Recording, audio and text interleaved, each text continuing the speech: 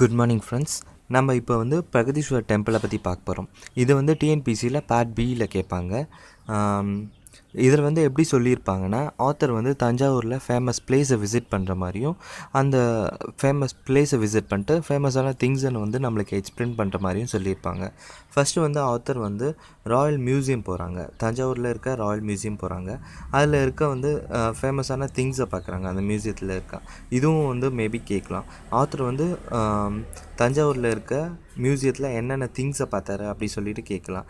என்னென்ன திங்ஸ் பார்த்தாங்கன்னா, drums, urns, perfume bottle, மேனுஸ்கிரிப்ட்ஸ்னால் என்னென்னா கையால் எழுதின நூல்கள், ஓலைச்சுவடின்னு சொல்லலாம். அப்புறம் வந்து gifts, jewellery, weapon parts and wooden parts.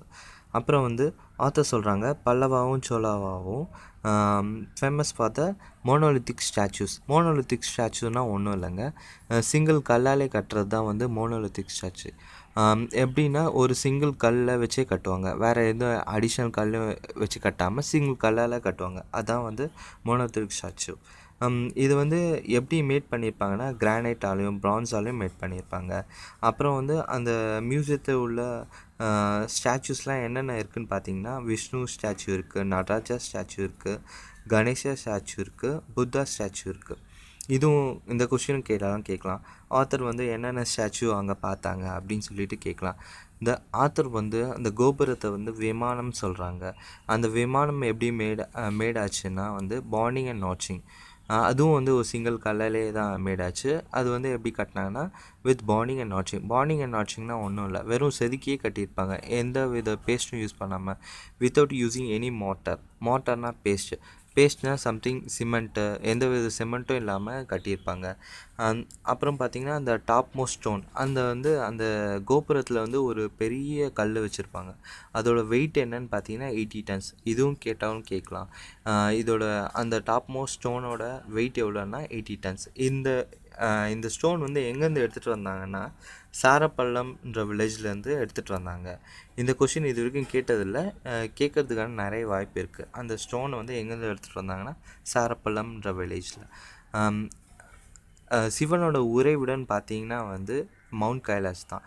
அதை பிரதிபலிக்கிற விதமாக இந்த வந்து பிரகதீஸ்வரர் டெம்பிளை கட்டியிருப்பாங்க. Big temple was created to echo mount Kailash. அப்புறம் வந்து அந்த கைலாசநாதர் டெம்பிளை வந்து அந்த காலத்தில் வந்து ஒரு மிஷின் கிடையாது, ஒன்றும் கிடையாது. இப்போ இருக்க இன்ஜினியர்ஸ் கூட ரொம்ப பிரமிப்பாக பார்க்குற அளவுக்கு அந்த கோயிலை கட்டியிருப்பாங்க. கரெக்டாக ஜாமெட்ரிக் லைனு, வித்து, பிரெத்து, அப்புறம் அந்த மெஷர் ஆஃப் லைன்ஸு எல்லாம் வந்து பர்ஃபெக்டாக இருக்கும். எப்படி கட்டினாங்கன்னு சொல்லிட்டு இன்னும் ஆச்சரியப்படக்கூடிய விஷயமா இருக்கும். இப்போ இருக்க இன்ஜினியர்ஸ் பார்த்தா கூட ரொம்ப ஆச்சரியப்படுறாங்க. அப்புறம் வந்து அந்த தூணில் இருக்க வந்து கர்விங் டிசைனு வந்து ஒரு தூணில் ஒரு டிசைன், எந்த டிசைனுமே இது வரைக்கும் ரிப்பீட்டே ஆகலை. இந்த கொஷின் கேட்டாலும் கேட்பாங்க, அந்த ஜியோமெட்ரிக் லைன்ஸும் கர்வ்ஸும் ரிப்பீட்டட் ஆச்சா இல்லையா அப்படின்னு. ஒரு தூண்லேயும் ஒரு கர்விங் லைன்ஸு, டிசைன்ஸு. அப்புறம் வந்து சோலாஸ் வந்து எதுக்கு வந்து ஃபேமஸ்ன்னு பார்த்தீங்கன்னா வந்து ஃபோர்ட்ரஸ், அதாவது அந்த வால்டு ஃபோர்ட்ரஸ் கட்டியிருப்பாங்க. அதுவும் இன்னமும் இருக்குது. அதனால் வந்து அந்த சோலாஸ் வந்து வேர்ல்டு ஃபோர்ட்ரஸ் கட்டுறதுல வந்து ரொம்ப ஃபேமஸ் அப்படி சொல்லியிருக்காங்க.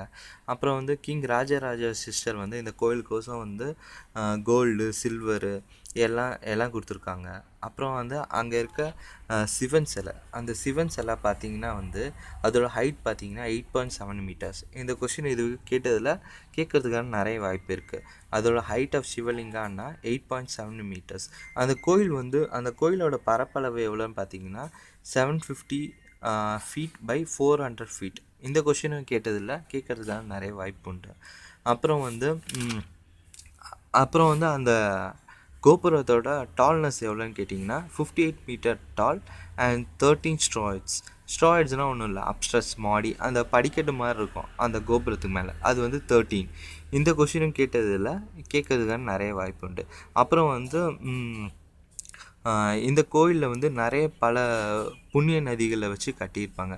அதாவது பல புண்ணிய நதிகள்லேருந்து கொஞ்சம் தண்ணி கொண்டு வந்து அதோட கோபுரத்தோட கலசத்தில் வச்சுருப்பாங்க, காப்பர் பாட்டில் வச்சுருப்பாங்க.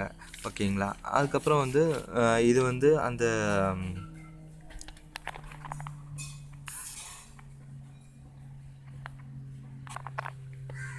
அந்த கோபுரத்தில் என்ன எழுதியிருக்குன்னு பார்த்தீங்கன்னா வந்து இது வந்து கிஃப்ட் ஆஃப் ராஜராஜ சோழா அப்படின்னு சொல்லிட்டு எழுதியிருக்கோம். இது வந்து ரொம்ப மிக பழமையான கோயில். இதை வந்து நம்ம பாதுகாக்கணும் அப்படின்னு சொல்லிட்டு வந்து இந்த ஆத்தர் வந்து இந்த லெசனை முடிச்சிருப்பாங்க.